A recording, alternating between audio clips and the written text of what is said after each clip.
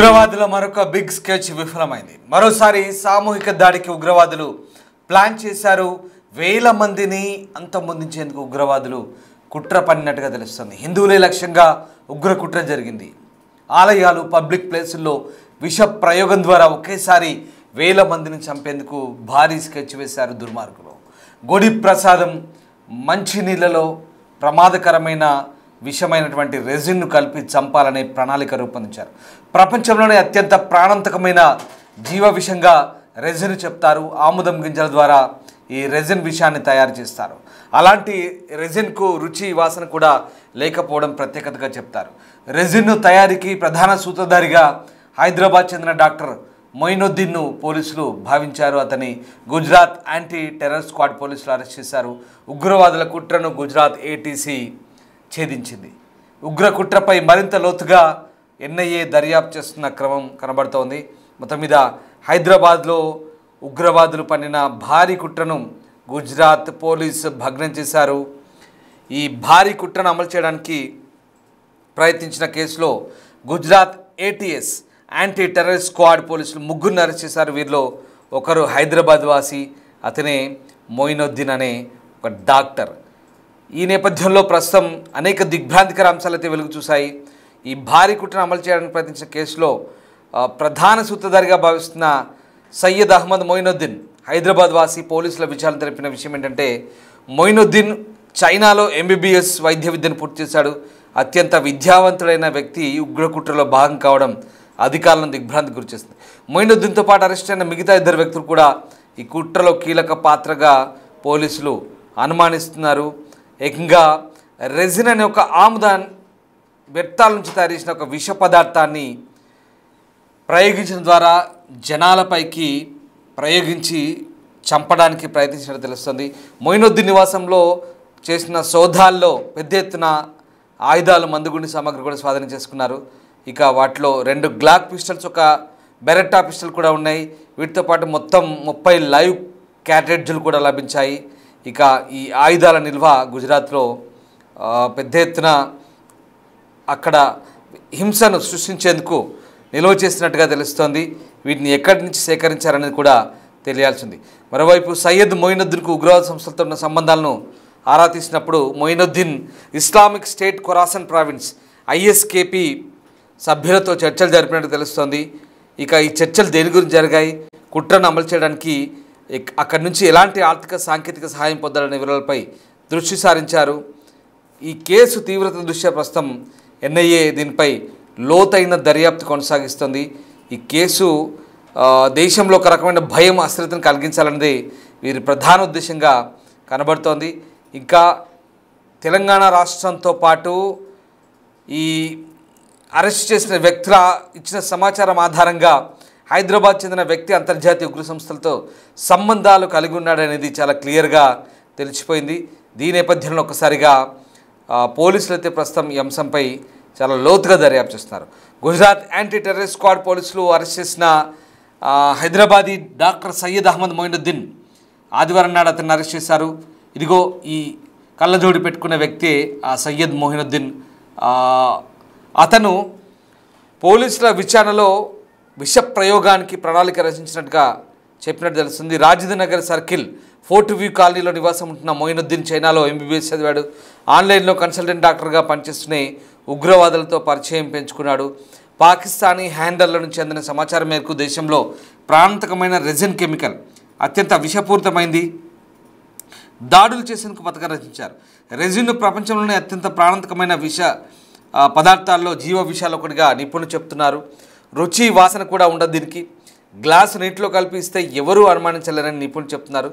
ఇక పోలీసు వర్గాలైతే ఇది సులభంగా దొరికే ఆముదం గింజల నుంచి తయారు చేస్తున్నట్లుగా విచారణలో పేర్కొంటున్నారు. దేశంలోని ప్రధాన నగరాల్లో మంచినీళ్ళు, గుడి ప్రసాదాల్లో ఈ విషయాన్ని కలిపి ప్రపంచంలోనే అతిపెద్ద సామూహిక విష ప్రయోగానికి పాల్పడి వేలాది మంది మృత్యువాత పడేలా ప్రణాళికలు తయారు చేసుకున్నట్లుగా పోలీసులు గుర్తించారు. అంతటి భారీ దుర్మార్గానికి ఈ ఉగ్ర కుట్ర పంతున్నట్టుగా అర్థమైంది. మరోవైపు ఇంకా కీలకమైన అంశాలు బయటపడ్డాయి. అరెస్ట్ అయిన మరొక వ్యక్తి ఇర్ఫాన్ అహ్మద్ ఈ కుట్ర వెనుక మాస్టర్ మైండ్ అని పోలీసు దర్యాప్తులో వెల్లడైంది. ఇర్ఫాన్ అహ్మద్ అనే వ్యక్తి ప్రస్తుతం జమ్మూ కాశ్మీర్లో అరెస్ట్ అయ్యాడు. ఇతని నుంచి అంటే జైషే మహమ్మద్ నుంచి ప్రేరణ పొందిన ఇతడు ఫరీదాబాద్లోని వైద్య విద్యార్థులకు బ్రెయిన్ వాష్ చేస్తాడు. వారిని పూర్తిగా ఉగ్రవాదం వైపు నడిపించడమే లక్ష్యంగా జైషే వీడియోలు చూపిస్తాడు.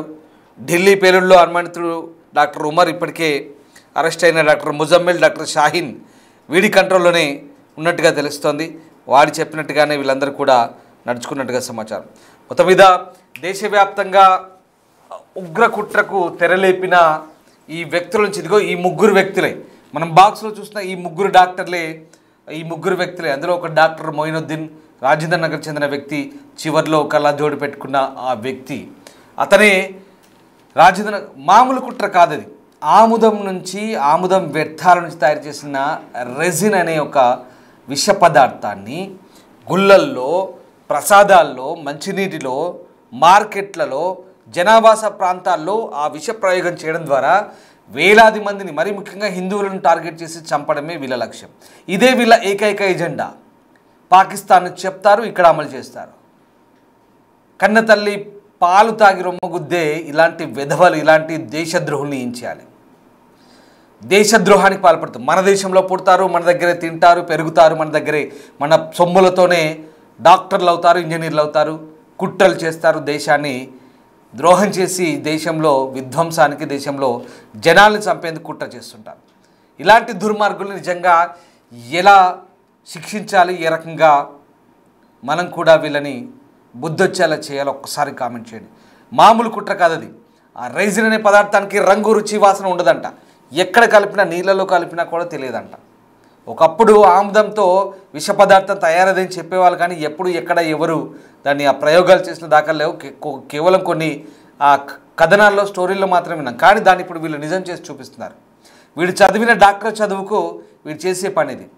పాకిస్తాన్ కుక్కలు వేసే చిల్లరకు వీడు ఆశపడి దేశద్రోహం చేస్తూ కన్న తల్లి లాంటి దేశానికి, ఇక్కడి ప్రజలకు ద్రోహం చేసే ఇలాంటి వ్యక్తుల్ని ఎలా శిక్షిస్తే బాగుంటుందో ఒక్కసారి చెప్పండి. చాలా దుర్మార్గంగా ఉంది.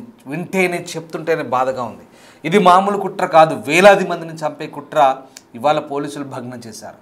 ఇంతటి దుర్మార్గపు ఆలోచించిన ఈ వ్యక్తులని ఏ రకంగా వాళ్ళ కుట్రని ఏ రకంగానైతే ఛేదించామో, ఏ రకంగా మళ్ళీ సమాజంలో వీళ్ళందరినీ కూడా ఎలిమినేట్ చేయాల్సిన అవసరం ఉందో ఒక్కసారి దయచేసి కామెంట్ చేయండి. అయితే ఈ అహ్మద్ మొయినుద్దీన్ అనే ఈ వ్యక్తి రాజేంద్ర నగర్లో ఉంటున్నాడు. అక్కడే ఉంటూ ఏదో డాక్టర్గా చేస్తుందని చెప్పాడు. తను ఒక జ్యూస్ సెంటర్ కూడా పెట్టాడు. వీడు చదివిన చదువుకి చేసే పనులకి ఏమాత్రం సంబంధం ఉండదు. ఇక్కడ ఎక్కడో వరంగల్లో చదివాడు, అక్కడ నుంచి ఇంటర్ తర్వాత ఎంసెట్ రాశాడు, ఏదో ర్యాంక్ రాకపోతే మళ్ళీ చైనాకు వెళ్ళి ఎంబీబీఎస్ చేశాడు. మళ్ళీ వచ్చి ఇక్కడ ఏదో కొన్ని షాపులు పెట్టాడు, జ్యూస్ సెంటర్, ఇంకేదో స్నాక్స్ కూడా పెట్టాడు తెలుస్తుంది. తర్వాత వీడు చేసేదంతా మళ్ళీ ఆన్లైన్లో ఏదో డాక్టర్గా జాయిన్ అయిపోయి ఆన్లైన్ కన్సల్టెంట్గా వ్యవహరిస్తూ అక్కడి పాకిస్తాన్ జైషే హ్యాండ్లర్స్ లేదా టర్కీ నుంచి ఉన్నటువంటి ఆ టెర్రర్ హ్యాండ్లర్స్తో వీడు చేతులు కలిపి ఇలాంటి కుట్రలు చేస్తూ వీడు చదివిన చదువును ఈ రకంగా ఉపయోగిస్తున్నాడు. చూడండి, ఇక మీరే చెప్పండి. ఇప్పుడు ఇలాంటి వాళ్ళకి నిజంగా దేశం ఏం చేయాలి? వీళ్ళని దేశంలో వీళ్ళని ఎలాంటి స్థితిలో ఉంచాలో మీరే చెప్పండి. వీళ్ళకి ఎలాంటి శిక్షలు ఉండాలి, ఎలాంటి జైలు అయితే సరిగ్గా పనిచేస్తాయో మీ ఊహకందిన ఆలోచన ఒకసారి కామెంట్ రూపంలో చెప్పే ప్రయత్నించండి. ఒకసారి ఆ మొయినుద్దీన్ అనే వ్యక్తి సంబంధించిన అలవాట్లు ఏంటి, అసలు వాడు ఏం చేస్తాడు, దానికి సంబంధించి ఆ చుట్టుపక్కల వాళ్ళ ఆయన కుటుంబ సభ్యులు ఏమంటున్నారో పూర్తి సమాచారాన్ని బిగ్ టీవీ సేకరించే ప్రయత్నం చేసింది. మొయినుద్దీన్ సోదరునితో బిగ్ టీవీ మాట్లాడింది. ఒకసారి ఏం మాట్లాడారో చూద్దాం. హైదరాబాద్ కేంద్రంగా భారీ ఉగ్ర కుట్రను గుజరాత్ ఏటీఎస్ పోలీసులు భగ్నం చేశారు. ముగ్గురు అనుమానితుల్ని అదుపులోకి తీసుకుని విచారిస్తున్న నేపథ్యంలో ఒక వ్యక్తి రాజేంద్ర నగర్ సంబంధించినటువంటి అహ్మద్ మొయినుద్దీన్ సయ్యద్, సో తన సోదరుడు ఉన్నాడు. అసలు ఏం జరిగిందని ఇప్పటికే అందులో ఉన్న తన సోదరుడి విషయంలో కొన్ని సంచలన విషయాలు ఆయన వెల్లడిస్తున్న పరిస్థితి. ఒకసారి మాట్లాడదాం. భయ్యా, క్యా హువా యాక్చువల్లీ आपका ब्रदर को गुजरात एटीएस पुलिस लो रिमांड में लिया, आपको क्या पता है इसके बारे में? हमको कुछ नहीं पता, ये इतना पता है कि ये जो है वेडनेसडे के दिन यहाँ से निकले हैं और सैटरडे के दिन हमको कॉल आई एटीएस कंट्रोल रूम से। वो बोल रहे थे कि हम आपके कोई बड़े भाई, क्या नाम है आपके बड़े भाई का, तो मैं बोला डॉक्टर सैयद अहमद है। वो तो हाँ बिल्कुल बराबर, आपके भाई हमारे रिमांड में हैं, आप बात करना चाहेंगे क्या? तो मैं बिल्कुल बात करना चाहूँगा बोला। आजकल जो डिजिटल फ्रॉड चल रहा है तो इसकी वजह से थोड़ा मैं शक में आ गया कि रॉन्ग कॉल होगा, लेकिन फिर जब बात कराए तो यकीन हो गया कि भाई ही है। और भाई ने कहा कि मैं ऐसा यहाँ पर बिजनेस के लिए बोल के बुलाए, मेरे को बुलाकर यहाँ पर ये इलीगल इसमें एक्टिविटीज में फंसा दिए। तो कैसा हुआ बोले, पूछा तो बोले मेरे को यहाँ पर बुला के बिजनेस के नाम पे पैसे देने की बात हुई थी बदले में, तो पैसे नहीं दिए ये लोग। पैसे का बैग है बोल के रखे कार में, पूरे पैक थे। मैं ये क्या है पैक, अमाउंट कहाँ है पूछा तो वो बोले इसी के अंदर अमाउंट है बोल के। अच्छा बोल के मैं लेके निकला। थोड़ी दूर जाने के बाद पुलिस आई, पुलिस रोकी कार और बोली हम पुलिस है, चेकिंग करना है। चेकिंग करे, फिर वो कार की चेकिंग करे तो बैग मिला, बैग में पैक्स रखे हुए थे। तो पैक्स फाड़े तो पैक्स के अंदर ये इलीगल सामान मिला उनको। क्या इलीगल बोल? वही वो पिस्तौल वगैरह ये चीज़ें जो मिली है वो पैक्स के अंदर मिला। भाई भी जो है पुलिस के सामने देख रहे कि इसके अंदर अमाउंट नहीं है बोल के ये सब सामान रखा हुआ है। इस तरीके से मेरे को फंसा दिया गया बोल के भाई फ़ोन में बोले। फिर एटीएस कंट्रोल टीम से लेके ऑफिसर बात करे कि यहाँ पर आपके भाई रखे हुए हैं, आपको जब भी आके मिलना है मिल लीजिए, हम एड्रेस वगैरह बता देंगे बोल के बोले। आपका भाई अगर गुजरात में गया ना, वो केमिकल राशन बोल के एक डेंजर केमिकल लिया बोल के लेके गया बोल के कुछ इन्फॉर्मेशन, उसके बारे में क्या पता है? केमिकल लेके गए ऐसा तो कुछ नहीं था हमको, बल्कि वो यहाँ पर कुछ ऑयल, रेजिन का ऑयल, कोल्ड प्रेस मशीन घर पे थी, वो लेकर के आए और उसमें ऑयल निकाल के बॉटल्स में रख लिए, रख के फिर वो लेके गए शायद, मैं तो नहीं था घर पे। ऐसा कुछ भी ऐसा लगा नहीं हमको कि ये ऑयल ये केमिकल बना रहे। जैसा आमतौर पे जो आजकल हर जगह कोल्ड प्रेस मशीन्स आ गए, वो क्या कर रहे ऑयल अपना प्योर ऑयल बोल के निकाल रहे, तो वैसे ही ये भी निकाल रहे समझे। और वो भी शायद ऐसा ही समझ रहे होंगे, इसलिए सबके सामने ये काम कर रहे थे।